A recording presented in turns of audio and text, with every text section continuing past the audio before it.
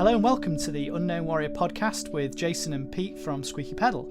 Today we are delighted to be joined by Nicola Nash. Nicola works for the Joint Casualty and Compassionate Centre Commemorations team, the JCCC, who are also known as the War Detectives, and they carry out incredibly important work helping to identify the remains of soldiers that are still discovered today. So we'd like to thank you for coming onto the podcast, Nicola. You're welcome. Thanks for having me. So, to get us started then, can you tell us a little bit more about the JCCC and when it was set up? Of course. So the JCCC, as we call it, was set up in 2015 as it is today. Previous to that, it was a single service. So the Army, Navy, RAF would have had their own version of us. But the department as a whole basically deals with the deaths and compassionate cases within the entire armed forces. So that stretches from the modern day all the way back to historic, which is what we deal with. So any repatriations that you see on television, that sort of thing, that's all dealt with by the JCCC. So basically we're a point of contact 24/7, 365 days a year if our armed forces need us. And how did you personally become involved in the JCCC? I was basically looking for a job that involved military history. So I thought to myself, I'm going to have a Google and see what comes up.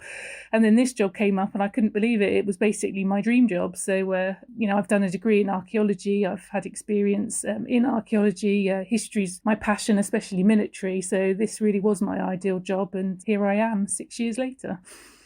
It's a bit of an unknown kind of quantity then, I'd say you guys are. You're kind of in the background and like you say, we see all these kind of commemorations or whatever they might be, and that you guys are the kind of on the front line in that sense of that. And then so give us an idea of how does that process kind of work then? How do you guys get notified if remains are discovered? Basically, it can be any theatres of war that British soldiers have fought in historically. And when you think about First and Second World War, that can be anywhere from, the Far East to Europe. We've had a case in Canada even. When a set of remains are found, we will get notified by, it's either going to be the Commonwealth War Graves Commission, perhaps the government, someone from the British Embassy, a variety of people are going to, get involved and let us know what's happening. And then from that point on, we'll have maybe a report submitted to us detailing everything that's been found, or we might have direct contact with whoever has found the remains. It can happen in such a variety of ways, but a majority of our cases are always going to be France and Belgium, First World War. So with those cases, we will get contact from the Commonwealth War Graves Commission, and we've got a really good setup with them. So it's all done very fluidly, and we know exactly what happens, and they send us a report, and then we can start working on that report from there. So that comes in then, and then what's the next steps then? Like, presumably it depends on what period of history we're talking about, but what are some of maybe the next steps that you go through to attempt to find out a soldier's identity? So when we get a report sent to us, it'll have details of, what was found with them, where they were found. They're the sort of three crucial details, really, that we then take forward to try and identify them. Any artefacts they may have been found with, obviously, if there's an ID disc, that's absolutely ideal, but that very rarely happens, unfortunately. Military ID discs were actually made of a cardboard type material during the First and Second World War. So, of course, the second they were buried in the ground, it only took a couple of weeks before they completely dissolved. However, some soldiers did have them professionally made, a steel disc or a bracelet, or a coin was engraved, that sort of thing. However, unfortunately, that happens quite rarely. There might be other things, maybe a spoon with their service number stamped onto it. Anything like that can actually give us a name is fantastic. However, most of the time what we're working with is what was on their uniform. So can we get an idea of what regiment they served with?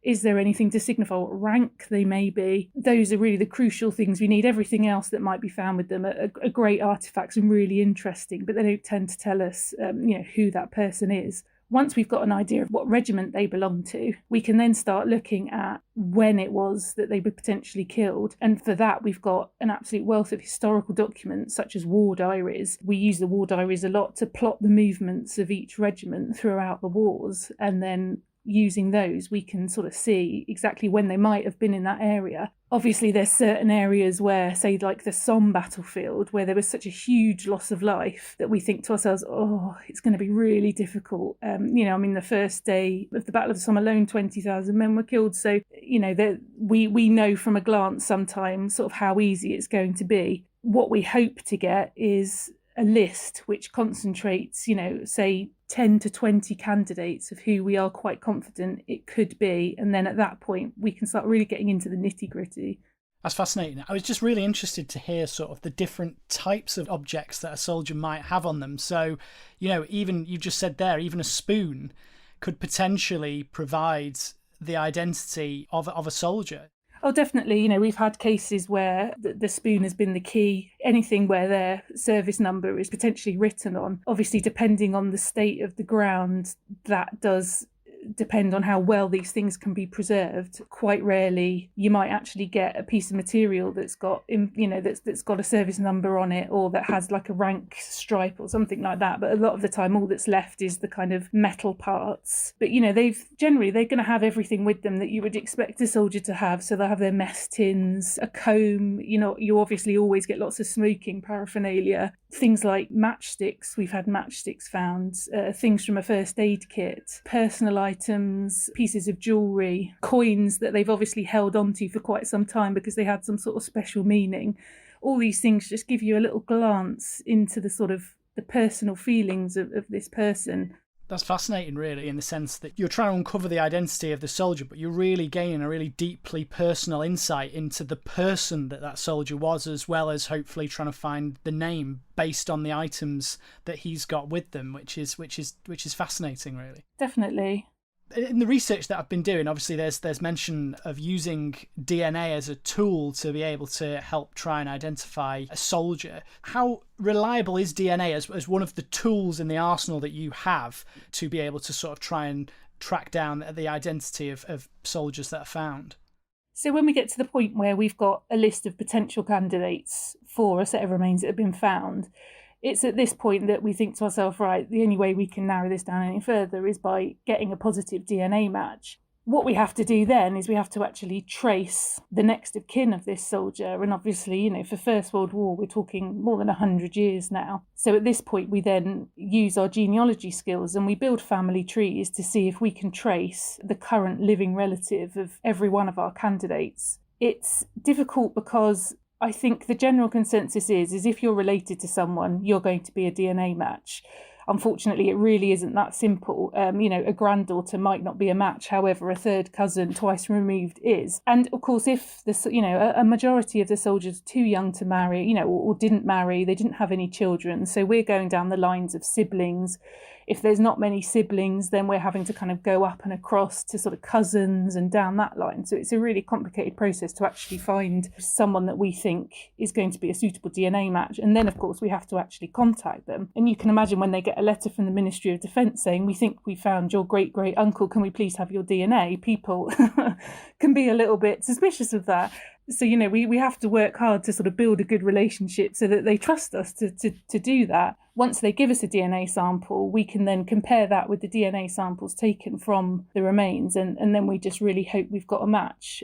However, we have to have that list of candidates in the first place. We can't have a DNA database. We can't just store tens of thousands of people's details. We have to have that set of candidates. And when we have that set of candidates, we can then go out and do the testing. However, sometimes, despite all of our historical research, we might still not get any matches anyway. And then at that point, they have to be buried as unknown. And, I have cases where, I was absolutely convinced that it was going to be this person and it wasn't. All we can do is look at the historical documents and say it should be them. But however, we can't account for what happened, when bombs were going off and things were complete chaos. That element of things we can't control, and we can't predict whether there was something happened that meant that person should have been there that weren't, and there was someone there that shouldn't have been there but was, if you get my understanding. When you go through this process and you might find someone you think, we've got this person nailed down, and then it turns out, okay, that's actually, unfortunately, it wasn't who we thought it was. What's the kind of hit rate on that? What's the kind of how many kind of remain unknown to the ones that you kind of find out? I mean, it's really difficult for me to say because it entirely depends on the cases that we're working on at the time. If we have cases where there's really good artifacts, that sort of thing, then actually we've probably got a good 7 or 8 out of 10 chance of IDing them. However, if we've got cases where there's really nothing to ID them at all other than maybe a few buttons that tell us that they're British Army, but nothing more than that, then there's just no way we will be able to identify them. But I say when we've got a good idea, then we've probably got a 7 or 8 out of 10 chance of getting it right. And how does the work that you guys do coincide with the work of the Commonwealth War Graves Commission and the host nations where the remains have been discovered and other interested parties? I mentioned earlier that cases in France, the CWGC, the sort of official recovery people, and they are already really obviously visible and well established in France and Belgium. They already have excellent relationships with the local people, and the local government. So, it's great that we have that contact over there. So in France, especially where remains are found, the Commonwealth War Graves Commission will go out straight away and do the recovery. And then they'll do the sort of initial report to send over to us. And then, of course, we work with them towards the end of the process when we either have or haven't made an identification, and they'll prepare the headstone and obviously prepare the burial plot, because it'll be in a Commonwealth War Graves Commission cemetery. So we have a really good relationship with them. Obviously in other countries it's different. In Italy, say for example, we will work closely with the British Embassy, but instead of sort of, we will use local funeral directors, that sort of thing. But the embassy will really get involved when it comes to making contact with the local population and helping us out with any language barriers and things like that. It's really important for us to build these relationships with other countries, because obviously there are still quite a few sets of remains found, especially in, it's really important for the Commonwealth War Graves Commission to build those good relationships with the local people in France, because every time a farmer goes out to plough his field, potentially there's going to be a discovery, and if that farmer knows, he can get in contact with the Commonwealth Commission and they're there really quickly, then it just makes life easier for everybody. And obviously we need as much as possible to be able to ID them, so having them on the ground knowing that they'll carefully excavate remains, we can feel confident that we're going to get all the information we need to make an ID. And another really fascinating aspect of your work that I was reading about is how you're able to put names to headstones and soldiers who were buried simply as an unknown soldier of the Great War, which is a fantastic achievement. How do you go about trying to re-identify these soldiers that are already buried as unknowns? We rely on the general public actually to come to us with cases where they think they may be able to identify an unknown soldier, sailor, airman in a particular grave. They then send their case to the commission. The commission can, obviously they've got all the records for headstones and concentration of all that sort of thing. They're able to check their records, do their initial research, and then if they think the person's got a case, it then comes to us. And then we have an army historic and a RAF historic branch, and they can then put their input in, and then we are the final adjudicators, and we make that final decision as to whether we agree. And once that decision has been made, the commission will then change the headstone, and we will arrange for a ceremony where we'll go out there with members of the current day regiment, and hopefully with the family as well, and give them the sort of funeral that they never had before. Obviously, another part of our process is to contact the families and let them know that it's happened. If it wasn't the family, of course, that originally brought the case to us, sometimes it is, which is great. You mentioned earlier about the kind of relationships that you need to build with various organisations and entities, but that must be the most kind of special one. When someone's contacted you and then you eventually find out the name, or find out that is that person buried below that headstone, or vice versa, when you've got to inform someone, we found your, great uncle or great great uncle or whatever it might be. That must be incredibly special kind of privilege to kind of be involved in that. Oh, definitely. And, these cases, they run over quite a long period of time as well. So we really get this chance to become close to the family members, and because we've worked on these cases so long, the soldiers are a part of our family as well. So, you end up feeling really close to the next of kin. And especially when you're giving DNA results, if you have to give a negative result, it can be really upsetting for us, because we understand, we want it to be that soldier passionately. So we obviously understand that for them, it's even more important for them to get that closure. So, it's really difficult. However, if it is a positive result, then knowing, how happy they are and allowing them to finally kind of have that resting place for their relative, it's just a fantastic feeling. And you might think that, it's been that long ago that people aren't that bothered, but actually that's not true at all. It's, even if it is a great uncle that they never met, it's still a part of their family. And do you know what, for Second World War, we've had some really, we've had sisters, we've had sons, daughters, you can't get any closer than that. That's really deeply moving, like you say, to be part of that. And you are able on occasions to attend those burials and rededication services to those soldiers that, like you say, you've spent an awful lot of time researching and on occasions able to re-identify.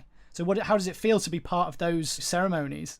Yeah, so we attend every single one to obviously coordinate what's going on, because some of them are huge, especially when there's maybe been a lot of publicity or that we know there's going to be a lot of public attending. And also, we go there to support the families, because most of the time the families want to go. And if it's, say, several casualties, there can be 30, 40 family members there. I don't think there's one where you don't feel that little bit of emotion. And, I think we all feel like we need to go back to our hotel rooms afterwards and have a little bit of a cry, because, like I said before, we consider these soldiers part of our family. We've spent that much time working on trying to identify them. We've got that close to the family. But because of all this work we've done, we've also got to know them as a person, so it does get to feel really personal.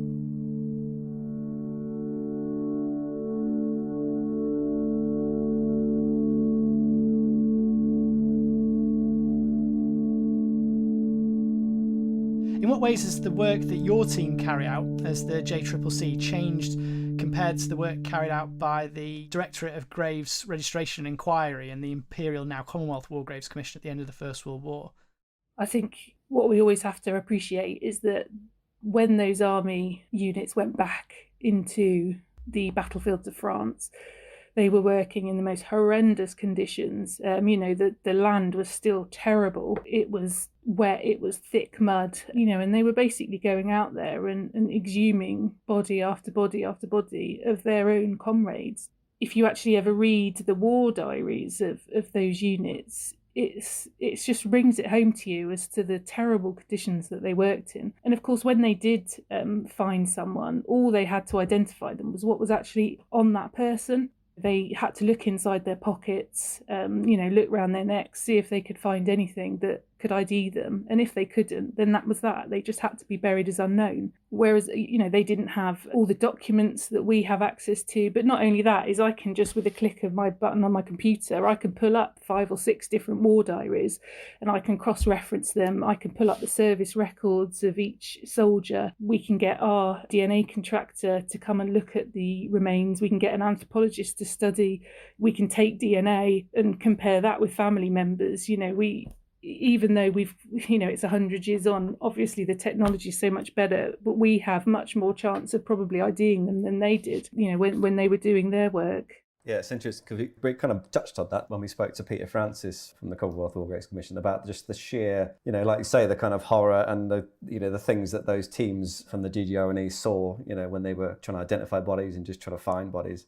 And then also the sheer manpower that's needed for that, paperwork, machines to actually kind of work. And as you say, you can kind of just with a search or a click of a mouse, you can kind of pull up a record from captain whoever that might have served with this person to kind of help you try and identify where that person might have been or who that person is. It's that kind of sheer manpower that's difficult to kind of get your head around now, I think. I know, and I think as well, sort of appreciating the fact that if I want to know where someone is, I'll send them a quick text and say, where are you? However, back then they just didn't have that luxury at all. So the search for people was ongoing for months and years, and of course relatives are writing to try and find out what had happened to their particular loved one, and the sheer job of it must have been completely overwhelming. So it really is completely understandable why there are still so many, not just soldiers, obviously sailors and airmen with no known grave.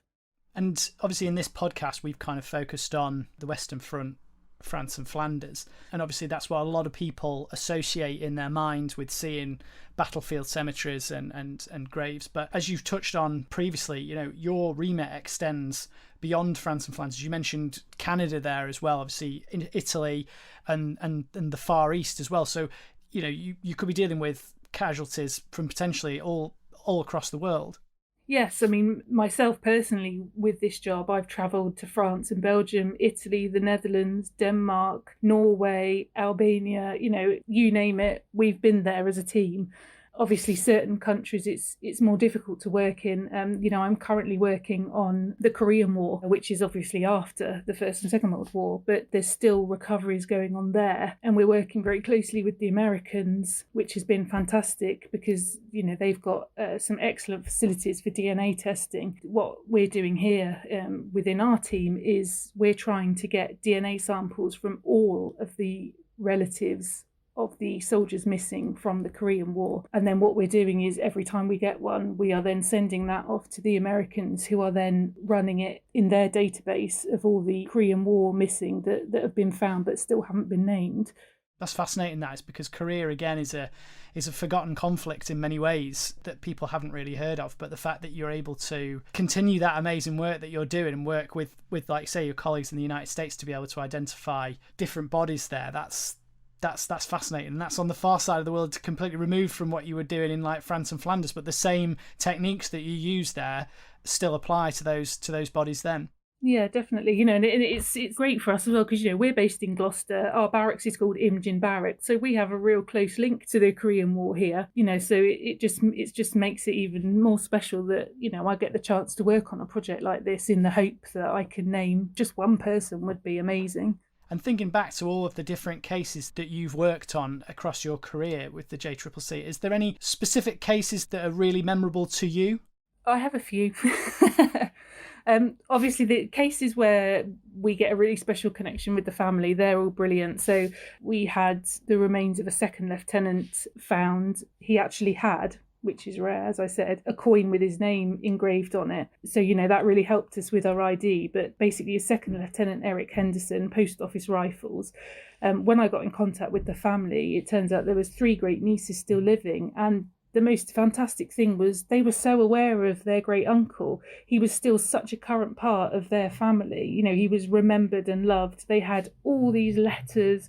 They even had Eric's mother's diary where she'd actually put an entry in on the day that she heard of his death.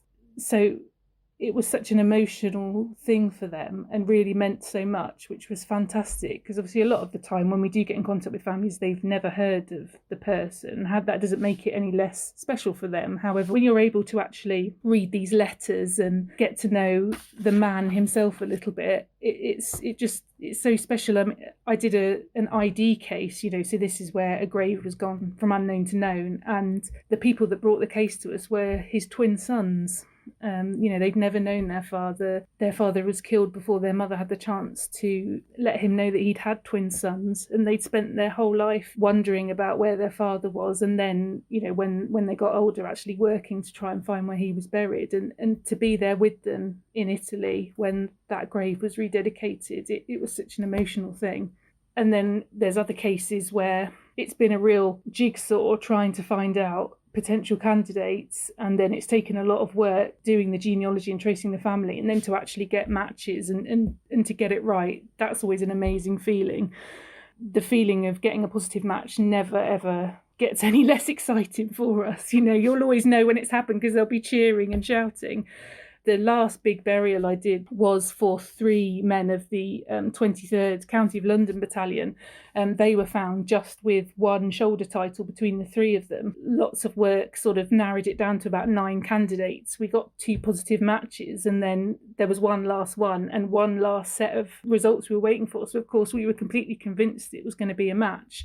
However, it wasn't, and we were never able to discover who that 3rd person was. But the next of kin was so unbelievably lovely. It was just awful having to tell her that it was a negative. However, she still came to the funeral in France and kind of represented the unknown soldier herself, which was just lovely. And that's an important thing to mention, really. I mean, it's a true detective story that you guys go on when you're researching this, and pulling fragments of information from different places. And there must be such joy in those eureka moments where you pick something out or you stumble across something and you're like, that's the key, or that's the bit that I need to be able to continue on in the story of trying to find out who these people are.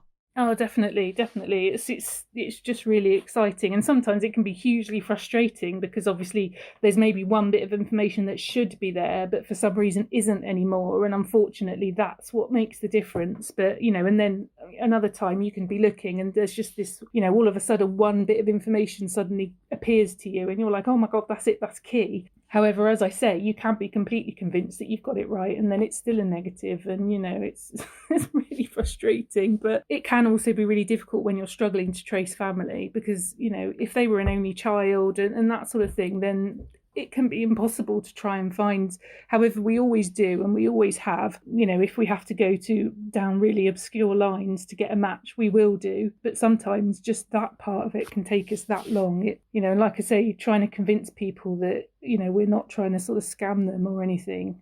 I think it's those connections, isn't it, that's incredibly powerful over kind of history. I know that we find, like, researching films or podcasts or whatever it might be, that you do, like you say, you get incredibly invested in people that you've never met, you've got no connection to, but the more you find out about their story and the more you kind of delve in and, immerse yourself in whatever, whoever it might be or whatever subject might be, the more you kind of get invested within it. So it must be not that we do anything on your war detective kind of level, but it's a really interesting thing to hear you kind of say that how invested you guys are, how personal it kind of is. Is that kind of what makes it the job kind of important for you, that it is kind of creating those connections, whether positively identifying someone or just kind of creating those connections and creating that kind of awareness of what you guys do and the kind of stories that are there to kind of be told?